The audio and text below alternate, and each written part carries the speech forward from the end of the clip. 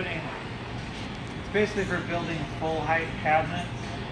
Usually we build the cabinets over there, slide them over here, these two stations, because they're so tall. I just built some that are 8 feet tall, right here behind me. It's basically the same procedure. I'll show you. To use this table right here for assembling, I put the parts, you're going to put it everything face down. So you stand it up, this routed edge will be facing up towards the ceiling. Just stand it up like that. And I've already measured the part to make sure that it was the right size. You check the top to make sure it's a ½ inch bigger than the opening. The opening's 20 inches, so it's 20.5. I temporarily brought the staple gun over here. It's easier over there, just so I can use it here. Shoot that side and this side. Make sure you're stapling it together face down. Make sure that these parts are tight to the table here. Then I'm going to go over here to this end. You can see it's not used to being over here. I'm going to slide this off in here. I look for 12, 17 back.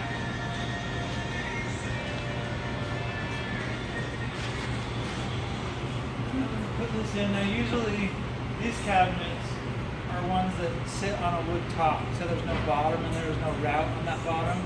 So you know what I'm talking about, but anybody, there's no dado or rabbet down at the bottom. So it sits on top of a countertop. Usually the edge that's setting, like leaning up over here, that's up off the floor, is the one you want to use to set on the counter to keep it from getting damaged.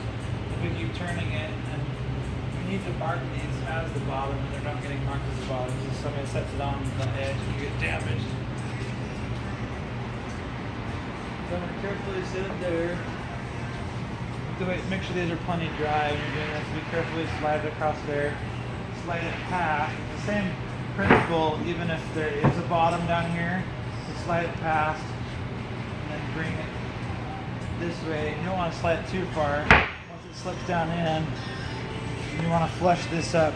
This is where you want to be really particular, because this is sitting on countertop and you're going to see this, so you need to make sure this is really flush right here. And you shoot the first staple, check it again to make sure it is flush, because if it's not, you can always move it with one staple. Once you start putting more in, there's no going back.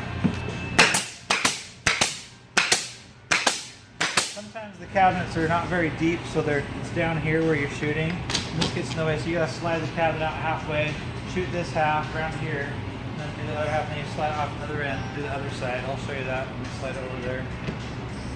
Again, you also want to make sure this is really flush. You shoot this together, put one in, check it again.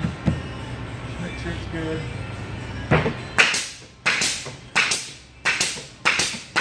Forgot to tell you too, one little thing. If you're shooting an MDF core, stain grid parts, or paint grid parts, use the 1-inch staples, not the 1.25 inch. Yes, I'm going to slide it that way. Go back over to this side of the table. Now I'm not trying to move the box all around.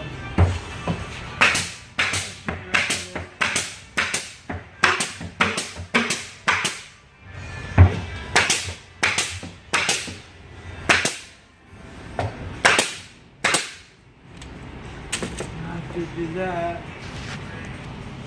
If you put the turntable right at this corner or that corner, or to the corner, it'll miss the pole.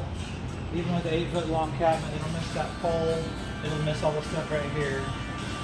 I'm going to turn this on its back, rotate it over. You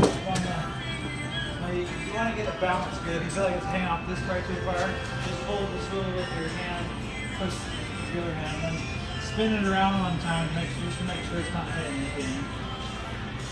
Then you're going to take your glue bottle.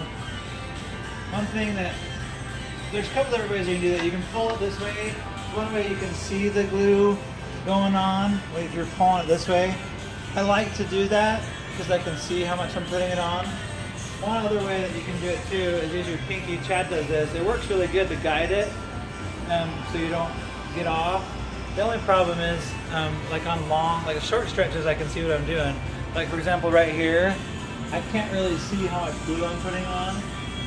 It's kind of one of those feel things, if you get a feel for it. You don't want to put very much on, especially with MDF, unless it's a finished in, but you don't want to put very much on because you don't need very much. Particle board really sucks it in. Okay, so this is 1217. I come over here. I wrote the numbers on the side of these frames so I can see them, because up here it's too tall for me to see. So I got 1217s right here. And then again, you always want to start at the bottom where you put a fridge frame on. These ones, especially, just like I was telling you before, where this bottom is right here, you want to start here and make sure this is nice and flush. Now that feels nice and flush now, but this lip is hanging over too far. But I'm going to leave that screw there. I'm going to leave that, let this lock it in to keep it from moving side to side. I'm going to come up to this one, and now I'm only going to worry about this right here. That other screw is locking me in here. So I'll get this to where it's better. Now I'll come back to this one, loosen it up, move it over to where it's not sticking out so far. And it doesn't move on. You're trying to fight and do two things at once. The other thing that's really important too is you need to make sure, I know how much lip is hanging over on these because I've already done a bunch of them. But before you start putting your screws in, you want to come up here and feel right here what you have on each side. If you have a lip or whatever it is, because you want to match that same thing starting at the bottom. You don't want to start at the bottom, get clear up here, and then this is locked in, because down there, if you show the camera down there, there's no bottom rail down there. So this is just, all this stuff down here is just flopping. But right here, you're locked in with a mid rail and a top rail. So that's why you want to check this first, make sure you know what you have before you start coming up there. Now I'm only going to do 2 screws on that side. I'm going to come over here, because otherwise, if you go all the way up that side, sometimes your glue dries on you here and you can't move this very good. If this was a finished end, I would do the finished end first. That you want to get the clamps on very first and the finished end.